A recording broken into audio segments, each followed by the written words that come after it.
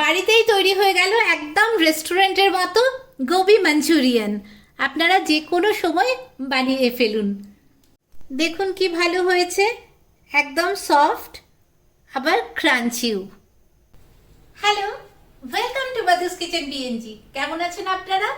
এই বছর আমাদের ব্যাঙ্গালোরে 19 বছর হলো, তাই জন্য আমি ভেবেছি ব্যাঙ্গালোরের লোকেদের কি ভালো লাগে সেরকম কিছু রেসিপি আপনাদের দেখাবো। আপনারা একটু অবাক হচ্ছেন, ব্যাঙ্গালোর আর গোবি মাঞ্চুরিয়ান, ওরা তো ইডলি ধোসা সাম্বার এসব খায়, সেসব তো খাই, কিন্তু গোবি মাঞ্চুরিয়ানও ওদের ভীষণ ভীষণ পছন্দের একটা খাবার। আমরা যেমন কলেজে আলু কাবলি খেতাম না, সেই একটা প্লেট থেকে সবাই মিলে নেওয়া হতো, সেরকম গোবি মাঞ্চুরিয়ানও এখানের কলেজের ক্যান্টিনে স্টলে বিক্রি হয়। ওরা একটা প্লেটে গোবি মাঞ্চুরিয়ান দেয় আর সেখান থেকে টুথপিক দিয়ে সবাই তুলে তুলে ওটা খায়। তো আমি ভাবলাম গোবি মাঞ্চুরিয়ানটা আপনাদের দেখাই, ভীষণ ভীষণ সোজা আর ভীষণ তাড়াতাড়ি হয়ে যায়। আগের বছর মনে আছে আমি ব্যাঙ্গালোরে বিভিন্ন রেস্টুরেন্ট দেখিয়েছিলাম, আর সেখানের কিছু কিছু রান্না আমি বাড়িতে করে দেখিয়েছিলাম আপনাদের। সেটার একটা প্লে লিস্ট বানিয়েছি, সেটা আমি ডেসক্রিপশনে দিয়ে রাখবো, আপনারা দেখতে পারেন। আর তার সাথে স্ন্যাক্স আর স্টার্টারেরও একটা প্লে লিস্ট বানিয়ে রেখেছি, সেটাও আমি দিয়ে রাখবো ডেসক্রিপশনে, আপনারা দেখতে পারেন। গোবি মাঞ্চুরিয়ান বানানোর জন্য একটা ফুলকপি লাগবে, ছোট ছোট করে এরকম ভাবে কেটে নেবেন, মোটা ডাঁটি থাকলে সেটাকে ফেলে দেবেন। জল গরম করতে দিয়েছি, তাতে 1 টিস্পুন মতো নুন দেব। এই জলে ফুলকপিগুলোও দিয়ে দেব। এই নুন দিয়ে ফোটালে ফুলকপির মধ্যে যদি কোনো পোকা টোকা থাকে সেটা চলে যাবে। আবার অনেকের ফুলকপি হজম করতে প্রবলেম হয়, সেটার জন্য কিন্তু ফুলকপি জলে ফুটিয়ে জলটা ফেলে দিলে ভালো। জল ফুটতে শুরু করে দিয়েছে, 2 মিনিট পরেই গ্যাস বন্ধ করে দেব। 2 মিনিট হয়ে গেছে। এবার এই জলটা একদম ভালো করে জল ঝরিয়ে নেব। মাঞ্চুরিয়ান বানানোর জন্য 4 টেবিল স্পুন কর্নফ্লাওয়ার দিলাম, 4 টেবিল স্পুন ময়দা দেব। এবার কিছু কিছু জিনিস দেব যেগুলো আমি নিজে দিই মাঞ্চুরিয়ানের জন্য, এটা কোথাও থেকে শেখা নয়। 1/2 টিস্পুন পেপার পাউডার দিলাম, 1 টিস্পুন ভিনিগার দিলাম, 2 টেবিল স্পুন সয়া সস দিলাম, 3 টিস্পুন চিলি সস দিলাম, 4 টিস্পুন টমেটো কেচাপ দিলাম। এবার এটা খুব ভালো করে মিশিয়ে নিতে হবে। আপনারা দেখবেন একটা গোবি মাঞ্চুরিয়ান এইসব বানালে মাঞ্চুরিয়ান থেকে একটা বেশ কালার আসে।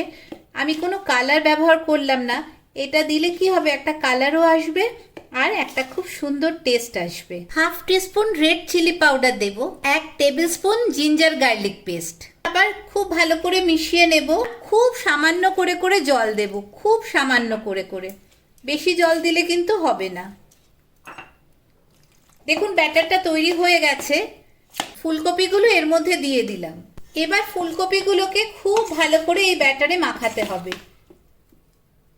বেশি চাপ দেবেন না, তাহলে কিন্তু ভেঙে যাবে। এই ব্যাটারটা দিয়ে ফুলকপিগুলো একদম কভার হয়ে গেছে, কিন্তু এখনই ভাজবো না।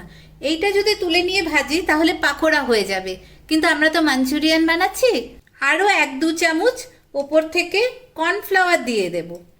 কর্নফ্লাওয়ার দিলে ওই ক্রিস্পি ব্যাপারটা আসবে।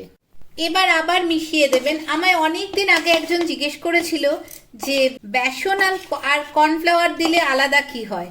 কর্নফ্লাওয়ার চাইনিজ খাবারে দিলে বেশি ভালো হয়, আর পাকোড়া টাকোড়া বাঙালি বা ইন্ডিয়ান খাবারের জন্য বেসন ব্যবহার করবেন। তেল গরম হয়ে গেছে, এবার একদম কমিয়ে দেব। তেল বেশি গরম হলে কিন্তু ভাজাটা ভালো হবে না, বাইরেটা পুড়ে যাবে আর ভেতরটা কাঁচা থেকে যাবে।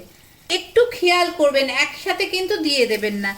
এই একটা একটা করে হাত দিয়েও দিতে পারেন, অথবা চামচ দিয়ে একটা একটা করে একটু দূরে দূরে তেলে ছাড়তে থাকুন। 2-3টে ব্যাচে ভাজা হবে। মিডিয়াম আছে ভাজছি, তাহলে জিনিসটা পুড়বে না। দেখুন একদিকটা হয়ে গেছে, উল্টে দিচ্ছি। ভাজাগুলো মোটামুটি হয়ে গেছে। এবার আমি তুলে এই তেল ঝরিয়ে এই ঝাঁঝরিতে দেব। এই কোনো জল নেই এর মধ্যে।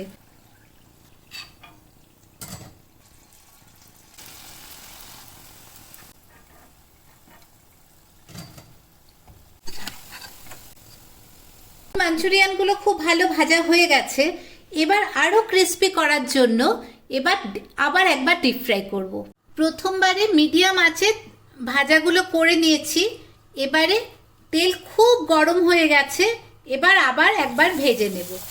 এবার আর একটু একটু করে দিতে হবে না, অনেকগুলোই একসাথে দিয়ে দিতে পারি, সবগুলো নয়, হাফ বা তার থেকে বেশি এরকমভাবে ভেজে নেব।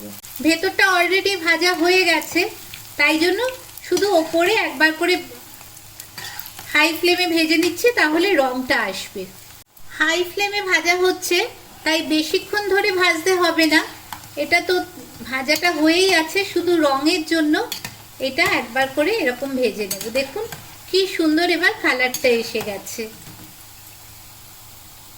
তেল ঝরিয়ে এবার তুলে নেব। বাকি ভাজা মাঞ্চুরিয়ানগুলো আবার ভেজে নেব।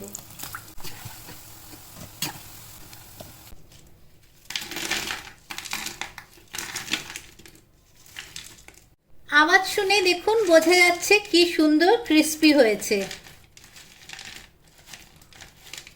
এবার দেখুন একটা ভেতর থেকে দেখাই ভেঙে, ক্রিস্পি তো হয়েছেই, আর ভেতরটা দেখুন কি সুন্দর নরম হয়েছে, একদম এত নরম সুন্দর হয়েছে, এত সুন্দর হয়েছে যে এটা আপনারা এমনিও খেতে পারেন, এমনিভাবেও চায়ের সাথে বিকেলে স্ন্যাক্স হিসাবে খাওয়া যায়। চলুন এবার মশলাটা বানিয়ে ফেলি। চাইনিজ রান্নার মেন জিনিস লাগে রসুন। আমি অনেকটা খোসা ছাড়ানো রসুন নিয়ে নিলাম। 3টে পেঁয়াজ একদম ছোট ছোট করে কুচি কুচি করে নিলাম। এবার সসটা বানাবার জন্য একটু কর্নফ্লাওয়ার গোলা লাগবে। আমি নতুন করে কর্নফ্লাওয়ার নিচ্ছি না, দেখুন আমি যে ফুলকপিটা মেখেছিলাম কর্নফ্লাওয়ার দিয়ে, সেটাতেই সেই মাখাটারই অনেকটা আছে, এটাই ব্যবহার করে ফেলবো। আমি সবসময় আপনাদের বলি, আপনাদের শেখাতে শেখাতে আমিও নতুন অনেক কিছু শিখছি। একটা নতুন জিনিস শিখলাম যে একটা সস বানাবার একটা রেশিও আছে, আমি ভাবলাম আপনাদেরও জানাই। 1 2 3 4, খুব ইজি। দেখুন 1 টেবিল স্পুন ভিনিগার দিলাম, 2 টেবিল স্পুন সয়া সস লাগবে, বললাম না 1 2 3 4, 3 tablespoon green chilli sauce, red chilli sauce থাকলে রেড চিলি সসও দিতে পারেন,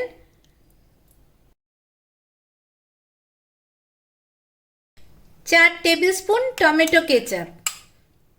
এবার সামান্য জল দিয়ে এটা মেশাবো। এইভাবে মনে রাখবেন, অল্প অল্প করে জল দেব, দিয়ে এই সসটা বানাবো, এইভাবে মনে রাখবেন, তাহলে দেখবেন আর কোনটা কতটা দেবেন, বেশি হয়ে যাচ্ছে কম হয়ে যাচ্ছে সেই ব্যাপারটা আর হবে না। এবার খুব ভালো করে মিশিয়ে নিচ্ছি। অন্য সসের সাথে কর্নফ্লাওয়ার মিশিয়ে একটা ঘন সস বানিয়ে নিলাম। আর লাগবে স্প্রিং অনিয়ন। স্প্রিং অনিয়নটা খুব ছোট ছোট করে, এরকম খুব ছোট ছোট করে কাঁচি দিয়ে খুব ছোট ছোট করে কেটে নিন। যদি কখনো স্প্রিং অনিয়ন বাড়িতে না থাকে, তাহলে ধনে পাতার যে ডাঁটিটা হয়, ধনে পাতার পাতাটা নয় কিন্তু ডাঁটিটাও ব্যবহার করতে পারেন, ওটারও একটা খুব সুন্দর গন্ধ আসবে। একদম ছোট ছোট করে কুচি করে নিলাম, আর ভালো করে ধুয়ে নেবেন। রসুনটাকে কুচি কুচি করে কেটে নিলাম, আর তার সাথে কাঁচা লঙ্কা লাগবে। কাঁচা লঙ্কা আপনাদের যেরকম ভালো লাগে, বেশি কম সেই হিসাবে নেবেন, এরকম পাতলা পাতলা গোল গোল করে কেটে নেবেন। 3 4 টেবিল স্পুন তেল দিয়েছি, তেল খুব গরম হয়ে গেছে। চাইনিজ রান্না গ্রেভি বানানোর নিয়ম হচ্ছে তেল খুব খুব গরম হবে। এবার এই রসুনটা আর কাঁচা লঙ্কাটা দিয়ে দেব। আমরা ইন্ডিয়ান রান্নায়, বাঙালি রান্না, পাঞ্জাবি রান্নায় যেমন কম আছে রান্না করে অনেকক্ষণ ধরে কষাই, সেটা হবে না। চাইনিজ রান্না ভীষণ তাড়াতাড়ি হয়ে যাবে। একটু লালচে হলেই পেঁয়াজটা দেব, এগুলো একটু কাঁচা কাঁচা থাকবে। সয়া সস দিয়েছিলাম বলে ভাজার মধ্যে আমি নুন দিইনি, এখানে গ্রেভির জন্য, মশলাটার জন্য হাফ টিস্পুন নুন দিচ্ছি।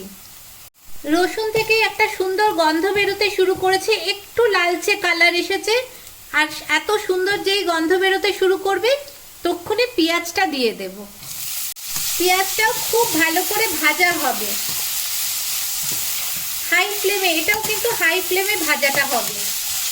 পেঁয়াজ ভাজাটা হচ্ছে, এই সময় কর্নফ্লাওয়ারটা খুব ভালো করে মিশিয়ে নিচ্ছে আরেকবার, না হলে নিচে কর্নফ্লাওয়ারটা জমে যাবে, তাই বারবার মিশিয়ে নিতে হবে। পেঁয়াজ ভাজা হচ্ছে, half teaspoon red chilli powder দেব।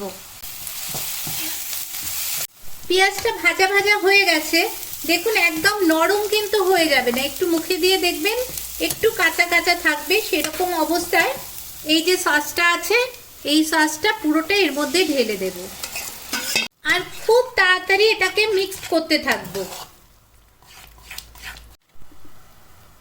একটু মেশানোর পরেই এবার এই গোবি মাঞ্চুরিয়ানের ভাজাগুলো এর মধ্যে দিয়ে দেব। মাঞ্চুরিয়ানের ভাজাগুলো এর মধ্যে দিয়ে দেব। এবার খুব তাড়াতাড়ি এটাকে মিশিয়ে নেব।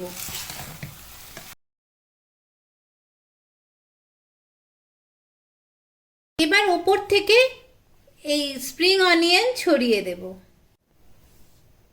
দেখুন তৈরি হয়ে গেল কি সুন্দর রেস্টুরেন্টের মতো অথবা স্ট্রিট ফুড টাইপের Gobi Manchurian, dry Gobi Manchurian. তাই জন্য চাউমিন অথবা ফ্রাইড রাইসের সাথেও খেতে পারেন, আবার স্টার্টার হিসেবে এমনি এমনিও খেতে পারেন। একদম সফট আবার ক্রাঞ্চিও। আপনারা বাড়িতে অবশ্যই অবশ্যই বানাবেন। আর আমার আরেকটা রেসিপিও আছে মাঞ্চুরিয়ানের, প্রন মাঞ্চুরিয়ান। ওটা আমি একদম প্রথম দিকে দেখিয়েছিলাম, আমার খুব ফেভারিট রেসিপি বলে। ওটাও আমি এন্ড স্ক্রিনে দিয়ে দেবো, আপনারা দেখতে পারেন। কেমন লাগলো? ভালো না? অবশ্যই বানাবেন। ভীষণ তাড়াতাড়ি হয়ে যায়, ভীষণ ভালো খেতে হয়। গোবি মাঞ্চুরিয়ান ভীষণ ভীষণ পপুলার একটা খাবার, আপনারা বানাবেন। আর ভালো লাগলে আমার চ্যানেল মাধুস কিচেন বিএনজি একটু সাবস্ক্রাইব করে দেবেন, একটু শেয়ার করে দেবেন সবার সাথে, সবাই মিলে আমরা রান্নাটা দেখতে পারবো। আর ভালো থাকবেন সবাই। Thank you.